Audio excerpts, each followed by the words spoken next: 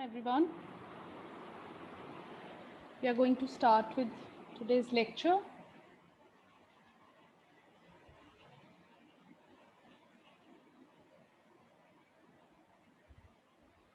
So the topic of today is prime field.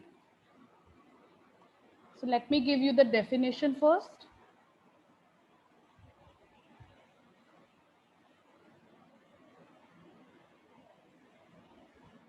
A field is said to be prime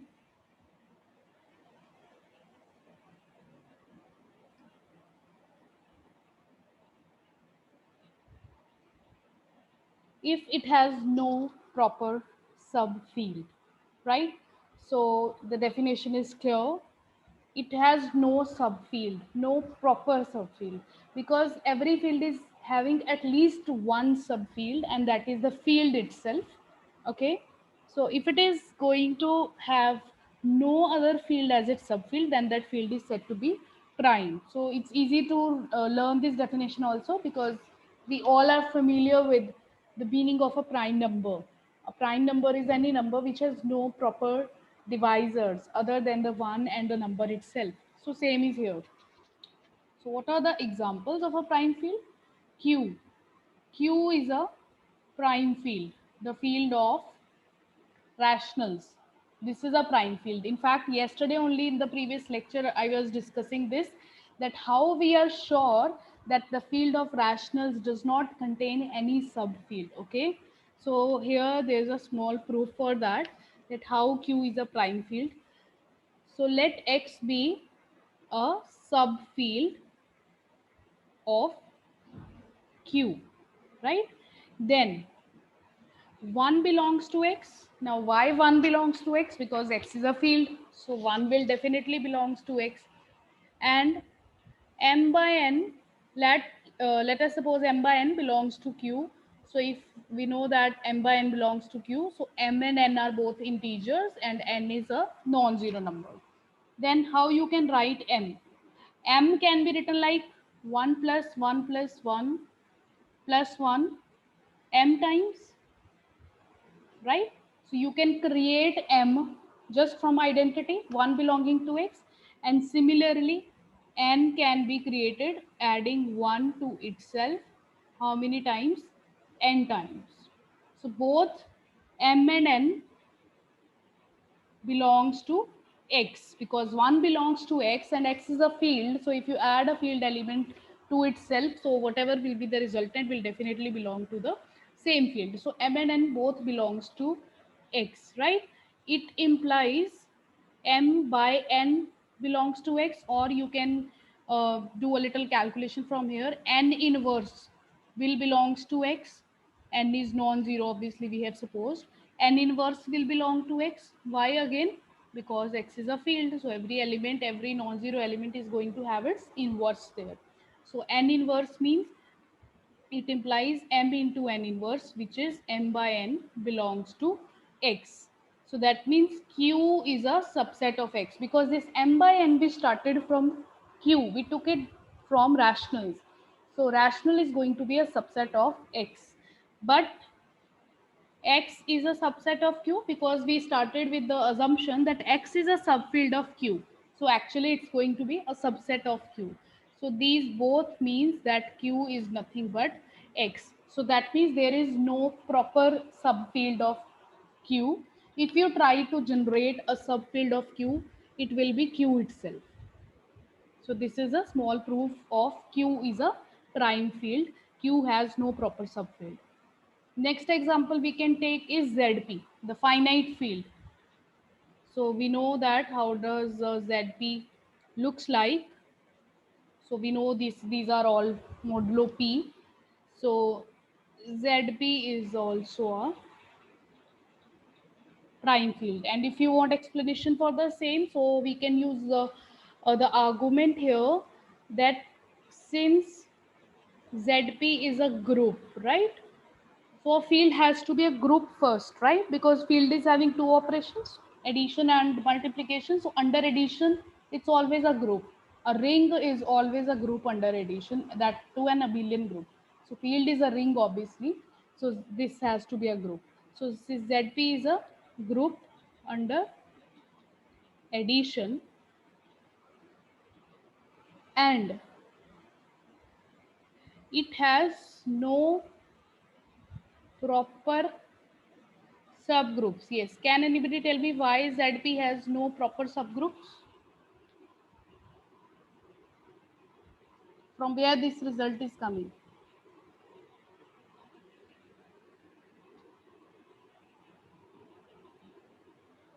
Why ZP has no proper subgroups?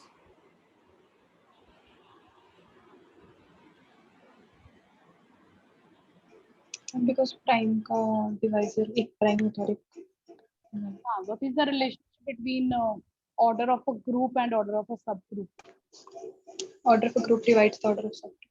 Sorry, order of subgroup divides the order. Yeah, the order of subgroup is always a divisor of the order of the group. So that is a fundamental theorem of group theory, the Lagrange's theorem, which tells us this.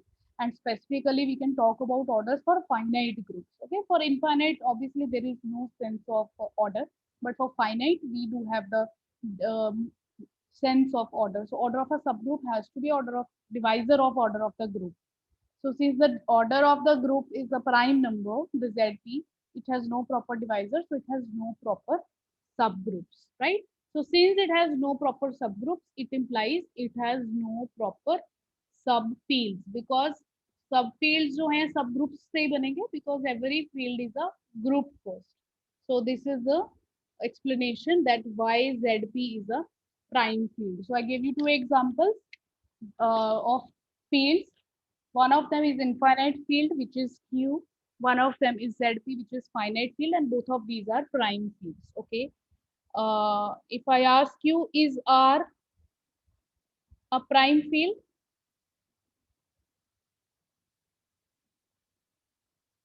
Yes or no? Why no? Because having a subfield Q.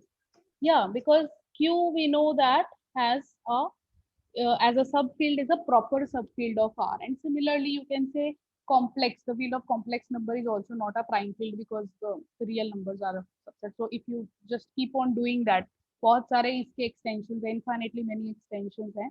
So if I ask you, is Q root 2 is a prime field? Then no, because Q is always going to be a subset of it as a subfield of it. So all of these are not going to be prime fields. So next we have a theorem with us, which is a very strong result of field theory.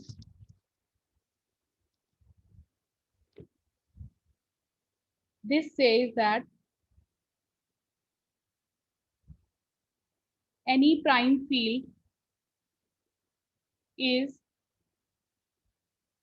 either isomorphic to Q or to ZP. P is prime. So essentially this theorem is telling that there are only two fields which are prime, the rational and ZP. If any other field will be a prime field, it is going to be isomorphic to one of them. And clearly the infinite prime fields are going to be isomorphic to Q, which is again an infinite field, and the finite prime fields are going to be isomorphic to ZP. So algebraically speaking, it can also be said like up to isomorphism, there exist only two prime fields, which is the field of rationals and the field of integers modulo P, where P is a prime number. So let's do the proof of this theorem. So we will start by taking a prime field. So let P be a prime field. And now we define a map F from Z to P. Let's define this map. How we define this map? F of n is equal to n times E, where E is the multiplicative identity of P. Because P is a field, it's definitely going to have some multiplicative identity, and n is obviously integer. So this is how we are mapping Z to P. So P is any field. And this map is well defined because in every field, every element it can be generated from identity, right? Just like for rationals, I gave you the example. And then you add inverses also, you will be generating the whole field. So this is how the mapping is defined. Every integer it is taking to n times E. And now it's very easy to check that this F is a ring homomorphism, right? Like if you will be checking f of n1 plus n2, it will take n1 plus n2 into e. So n1 times e plus n2 times e, which is f of n1 plus f of n2. So this is the first property of homomorphism, and similarly you can check the second property, which is very easy to show. So this f is a ring homomorphism. Now we will talk about its kernel. So kernel of F is an ideal of Z. This is also the fundamental theorem of homomorphisms. In homomorphisms, we always deal with this. We use this theorem many times, that if you have a ring homomorphism between two rings, then the kernel, if you define the kernel, it's always going to be an ideal of the ring, I mean, domain ring. So kernel F is going to be an ideal of Z. So let kernel of F be generated by a single element. So I can do that. Why I can do that? Why kernel F will be of this form only? The reason being,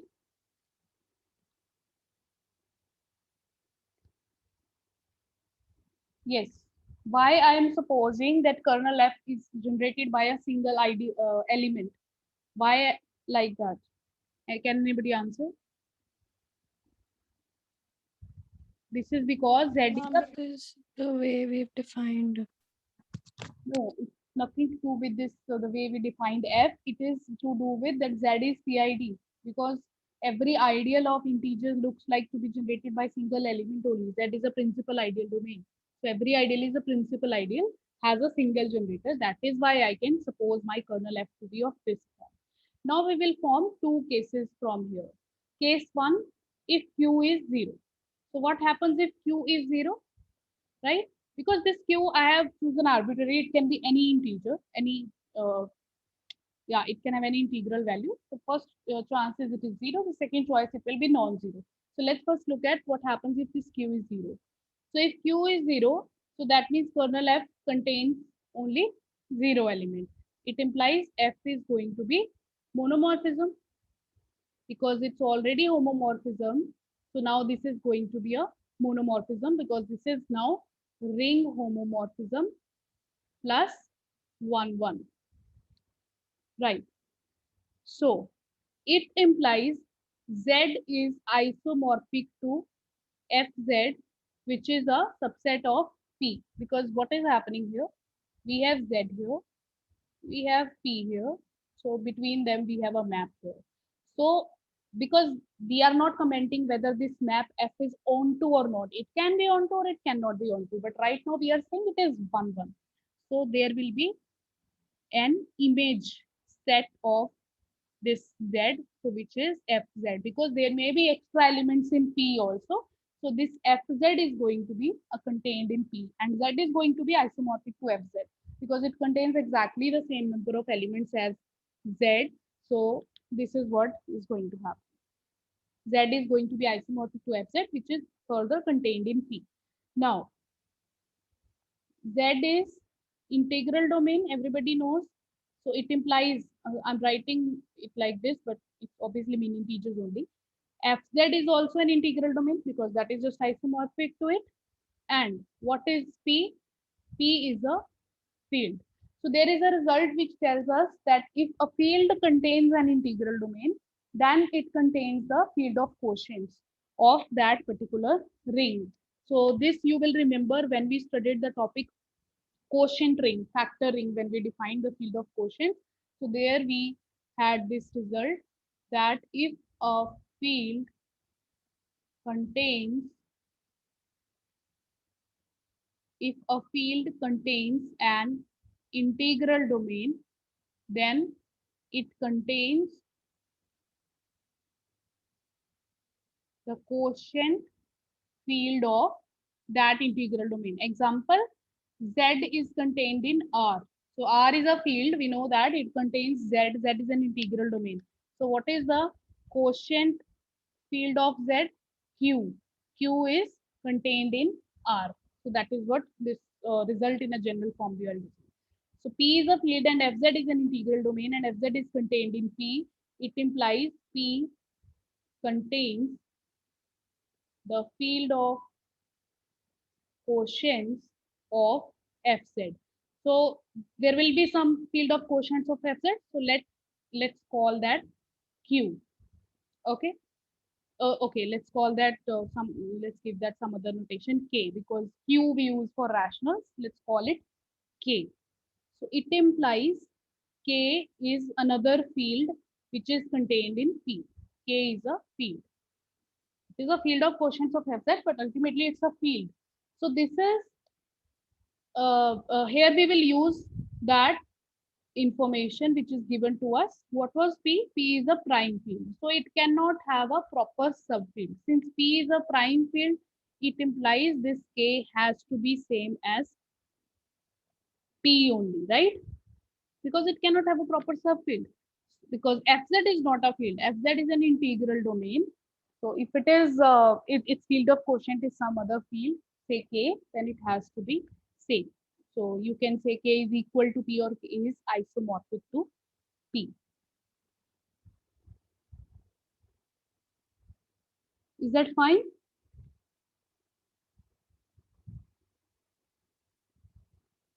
Is that fine? Now we'll connect this K with what we were talking about. Now we were saying the proof is not complete yet. We will now connect this Q with, this K with rationals. What is K? K is a field of quotients of Fz. K is the field of quotients of Fz, and Fz is further isomorphic to Z, right? You see here. It implies K is isomorphic to the field of quotients of Z, because if two rings are isomorphic, then their field of quotients are also isomorphic. So K is isomorphic to Q, the rational, because the field of quotients of integer is rational. So K is isomorphic to Q. K is isomorphic to P. This is equation number 1. This is 2. So from 1 and 2, what we see, P is isomorphic to Q. So that means the prime field which you started with has turned out to be isomorphic to the field of rationals. And this is what we wanted to prove. Look at the statement of the theorem. What we wanted to prove, the prime field is either isomorphic to rationals or to ZP. So that means in one of the cases of this situation, that if Q becomes 0, if kernel generated by 0 element only, in that case, that prime field P turns out to be isomorphic to field of rationals. So we are now left with case 2. Case 2 is if that Q, which is the generator of that kernel, is non-zero. So obviously, you can anticipate that in this case, the prime field is going to be isomorphic to ZP. So let's see how is that. Q is non-zero, right? Now, we know that kernel of F is generated by Q.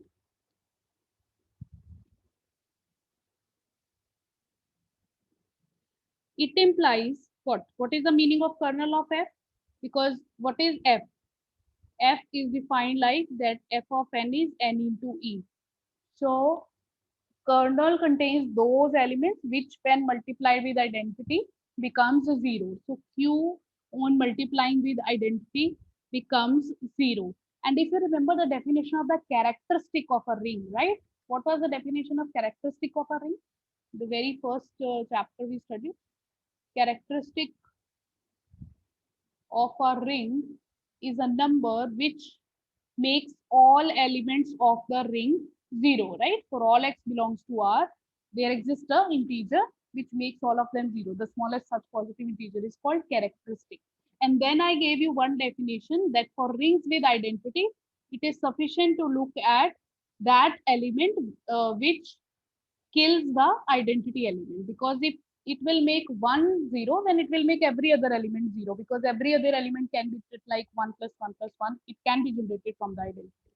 So that's why If Q is killing identity, it implies Q is characteristic, right? Q is characteristic of, yes, Q is characteristic of what? Of which particular field, which is the image of that under Z. Because where is this E is existing? Just a minute. Yeah, where is the definition of it? Yeah, this identity is the unity of P. So if something is making unity 0, so this is going to be characteristic of that. Now what is P? P is a field, and characteristic of a field is either 0 or prime, right? Since P is a field, it implies Q is 0 or Q is a prime number. But we are looking at the case Q is non-zero. It implies the only option is Q has to be a prime number. So what we have cleared out here, that if Q happens to be a non-zero, then it has to be a prime number. So if it is a prime number, then the ideal generated by this is going to be a maximal ideal. Agree with this? Because what are the kind of ideals in Z which are maximal ideals? So if Z is a PID, so we have the maximal ideals are same as prime ideals. 2Z, 3Z, 5Z, if you remember all these results. These both are coming in the category of prime ideals as well as maximal ideals. Here we are interested in maximal ideal. So the ideal generated by a prime number is always going to be a maximal ideal in Z. And then we use the theorem that if you factor Z by this, then this is going to be a field. So here which result I have used? That R by M, a ring, there is an R which is the integral domain. So R by M is a field if and only if M is maximal, a maximal ideal. So I have used that and concluded that the Z factored by Q is a field. Now, what was the situation we had? That F from Z to P is a homomorphism. So now I'm going to use fundamental theorem of homomorphism. So by fundamental theorem of ring homomorphism, Z by kernel Z is going to be isomorphic to F of Z, which is contained in P. And kernel Z we have just seen that this is this one. It itself is a field. This is isomorphic to Fz, which is P. Now, since this is a field, we have just shown this is a field, right? It implies this is also a field, but P is a prime field. Therefore, it has no proper subfield. It implies this Fz is same as P. It implies this Z by this is going to be isomorphic to P. So this is what we wanted to prove, that the prime field is isomorphic to ZP. So P means just a prime number. Here the notation used for that prime number is Q, because there is no specific prime which is mentioned. We use that prime number to be Q, just to not get confused between small p and capital P, because capital P we are using for denoting the prime field. So that's why I used Q for prime. So is this proof clear to everybody?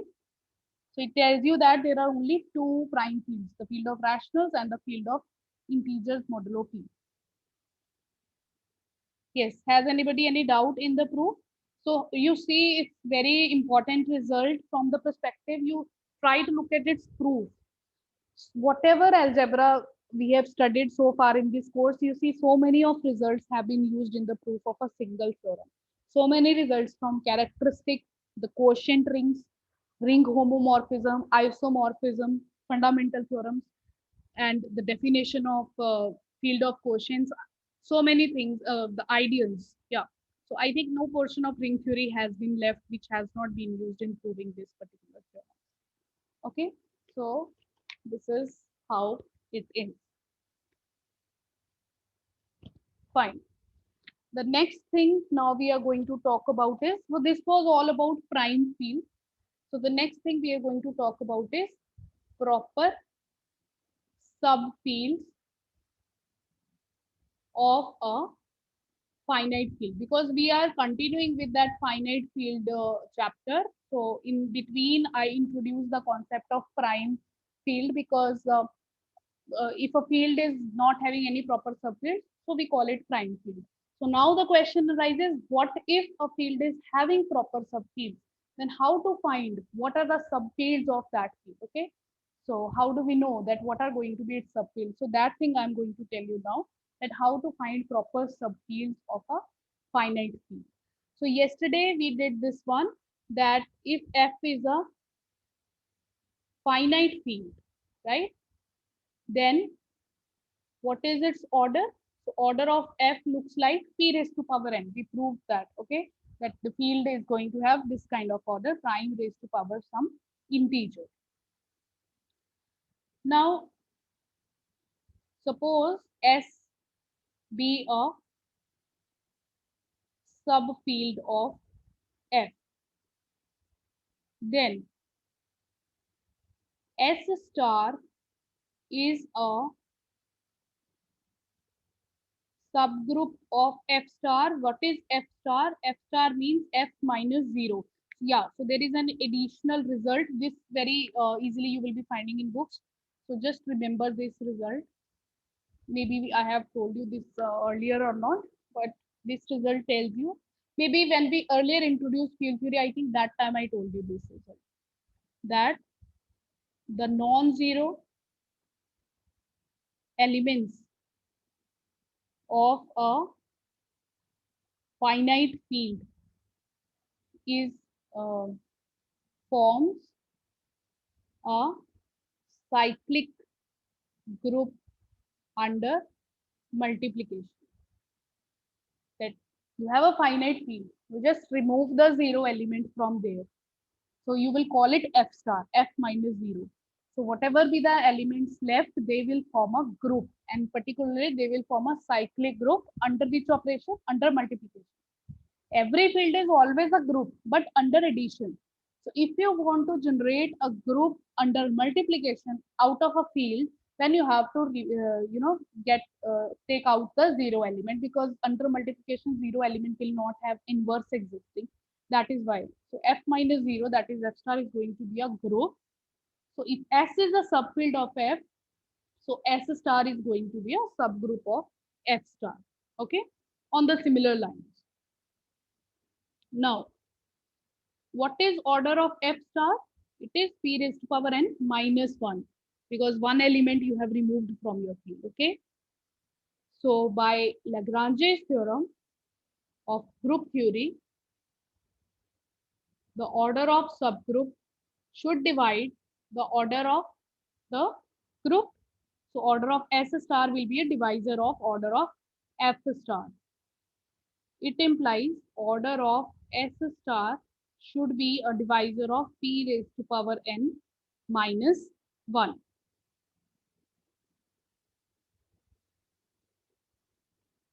Now, order of S star will be also like P raised to power k minus 1, because S is a field. S is also a field. So order of S is also prime raised to power something. Agree with this or not? Because S is also a field, so its order will also be prime raised to power something, and that prime has to be same as the prime which is generating F. Okay, so because the characteristic of both the fields is going to be same. S is a subfield of F, so their characteristic has to be same. So it is going to be generated by same prime. Power will be different, but it will be P raised to power k. So order of S star will be P raised to power k minus 1. So this gives me P raised to power k minus 1 has to be a divisor of P raised to power n minus 1, which is possible if and only if k divides n. Now this is something not very trivial, but I have written it directly. So you try to prove this yourself. This is just a number theoretical result. You can do simple algebra and get to know this result. So you prove this yourself, that if p is a prime number, then p raised to power k minus 1 is going to be a divisor of p raised to power n minus 1 if and only if k is going to be a divisor of n. So what we are doing, why we are doing this calculation? Our ultimate aim is to find the subfields of a field. So we got the answer for that, that k divides n.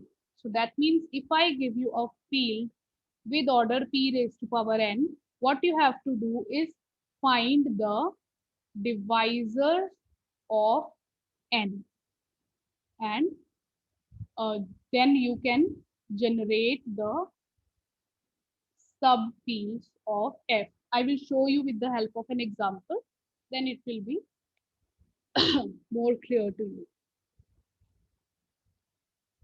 So let f be a field with 5 raised to power 12 elements, 5 raised to power 12 elements, right? So obviously it has to be of the form p raised to power n. So n is 12. So you find divisors of 12. So divisors of 12 are 1, 2, 3, 4, 6, 12. We know these are the divisors of 12. So if you find the subfields, therefore the order of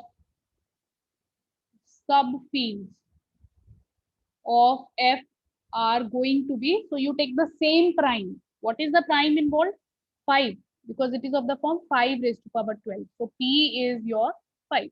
So they are going to be 5 raised to power 1, 5 raised to power 2, 5 raised to power 3, 5 raised to power 4, 5 raised to power 6, 5 raised to power 12. 1, 2, 3, 4, 6, 12. There are 6 divisors. So those 6 will be generating the subfields, and these are going to be their orders because of the above result. That whatever be the divisors of n, you raise to power that with the same prime, that will be the subfields. So how many subfields it is having? 6. How many proper subfields?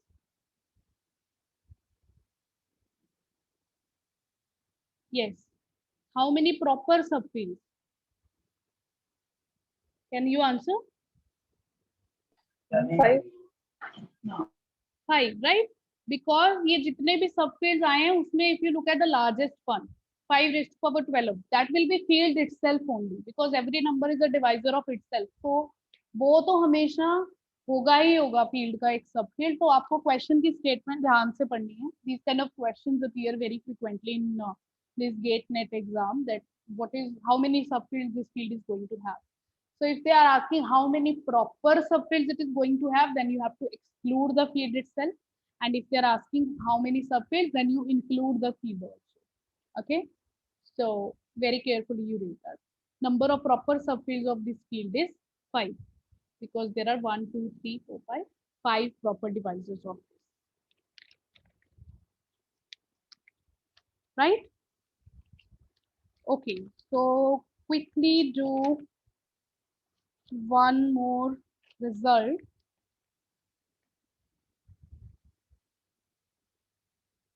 So this is all about this, how to find subfield. So I have shown you with the help of an example. So after that, let me just do one theorem. So now slowly we are advancing towards defining a Galois group, the Galois extension. Okay. So we have a theorem with us. Let E and K be any two fields if sigma 1, sigma 2, sigma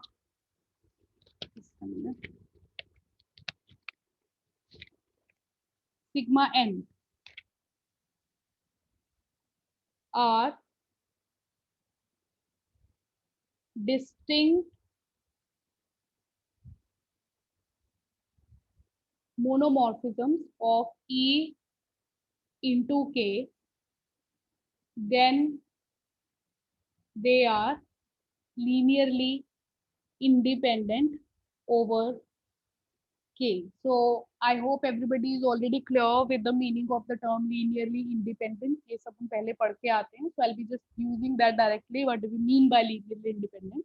That if you multiply with any scalars and add, if you take a linear combination of these homomorphisms and try to look at that map, so that is going to be a linearly independent. That combination is going to be like that. So let's just prove this.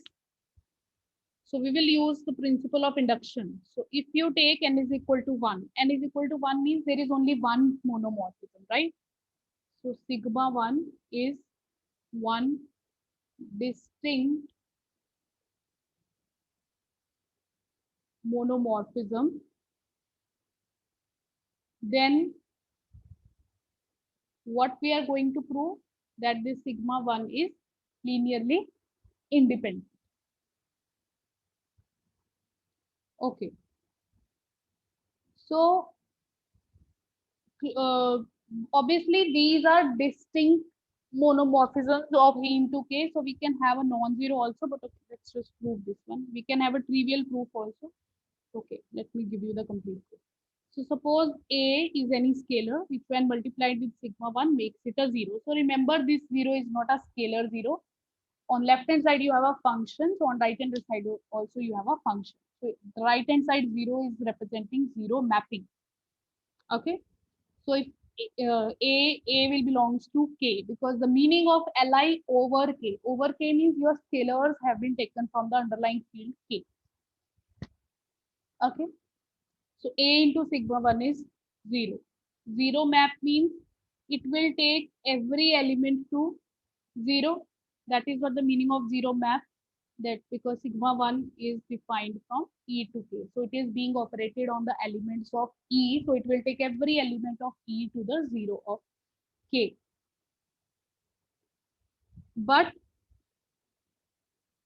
sigma 1 is monomorphism. So this is given to us in the question that they are monomorphism. So it means it is 1, 1.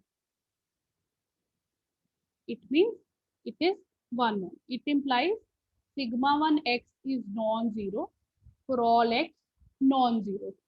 So that is what the meaning of monomorphism is, that only 0 is being mapped to 0. Colonel में सिर्फ 0 ही element आता है कि 0 के अलावा बाकी सब elements की इमेज नॉन जीरो ही होगी. So sigma 1x will take every non-zero element to non-zero. So the only possibility is A has to be 0, because this tells you that A multiplied with sigma 1x is a 0. So if sigma 1x becomes non-zero, so that means A has to be 0. So this is what the meaning of linearly independent is, that you try to take a linear combination and all the scalars become 0. So यहाँ पे एक ही scalar था A, तो वो 0 आ गया है. It implies sigma 1 is linearly independent. So for n is equal to 1, we have proved this one. Now you can do with the second step. Let's assume that sigma 1, sigma 2, sigma n minus 1 are Li, because we are using the method of induction. So we suppose कि n minus 1 तक Li है. So we need to prove for n. So we have to prove Li. So on the contrary, suppose they are linearly dependent. Suppose they are linearly dependent. It implies there exist AIs, not all 0, such that A1 into sigma 1, A2 into sigma 2, AN into sigma n is a 0 map. This is a definition of being linearly dependent, that there will exist a non-trivial combination, non-trivial linear combination which will make it 0. Okay. So these AIs are not all 0. So that means at least one of them has to be non-zero. Okay. So you suppose AN is non-zero, because one of them I have to assume which is non-zero. So let's let that be the last one, an. You can later on look at the proof that even if you choose any other AIs to be non-zero, you can choose that one. So I have just choose for convenience an. Let an be non-zero. So if an is non-zero, I can divide by an because these are the field elements. So their inverses are existing. So a1 by an into sigma 1, a2 by an into sigma 2 plus sigma n is 0. Now this 0 is the 0 map. So that means a1 by an sigma 1 of x basically. Then it makes sense when you apply a map onto a number x. So this is equal to 0 for all x, because if the map is a 0 map, so it will operate over the early element, will take it to 0. So let's call it expression number 1. Okay. So for simplicity, I am calling this b1 sigma 1x, b2 sigma 2x. Sorry, this is a2.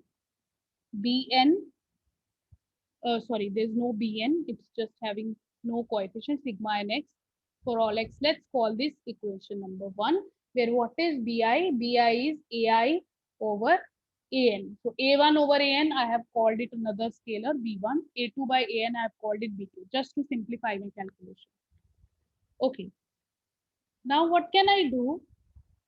I can choose any x1 non-zero element from the field E such that this sigma 1 x1 is not same as sigma n x1. I can always do that because remember the word given to you in the statement of this theorem is sigma 1, sigma 2, sigma n. They are all a distinct monomorphisms.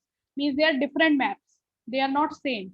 So that means at least one single element will exist to which they will map to a different element, because mappings का same different होने का ये मतलब है कि वो उनकी images अलग अलग हैं. Okay, so अगर कोई map है f that takes 1 to 1 और कोई दूसरा map है g that takes 1 to 2, that's what the meaning of the mapping is being different. So एक ना एक ऐसा element domain में जरूर exist करेगा जिसकी image under different mappings क्या होगी, different.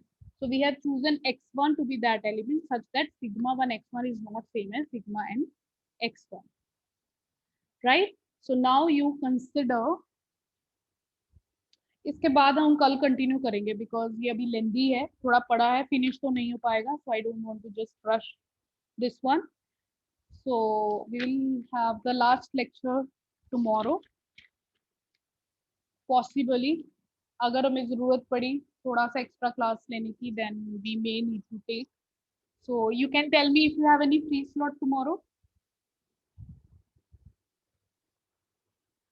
Are you free tomorrow for any particular slot other than our class? Maybe you're free after 1. You're free after 1. ठीक है, तो हम कल क्लास लेते हैं. अगर हमें जरूरत पड़ी एक्स्ट्रा लेने की तो I schedule somewhere after 1 tomorrow only, right? Because we'll be able to finish this one. Ma'am, tomorrow's syllabus will be finished. हाँ, that's what I'm saying कि अगर तो हमारे उसी लेक्चर में फिनिश हो गया तो ठीक है. अगर एक आधा घंटा में एक्स्ट्रा लगाना पड़ा then I give you a time slot in afternoon, right, around 2:30 और यही वाला time. Okay. Right. Okay, so we'll continue tomorrow. Thank you. Thank you.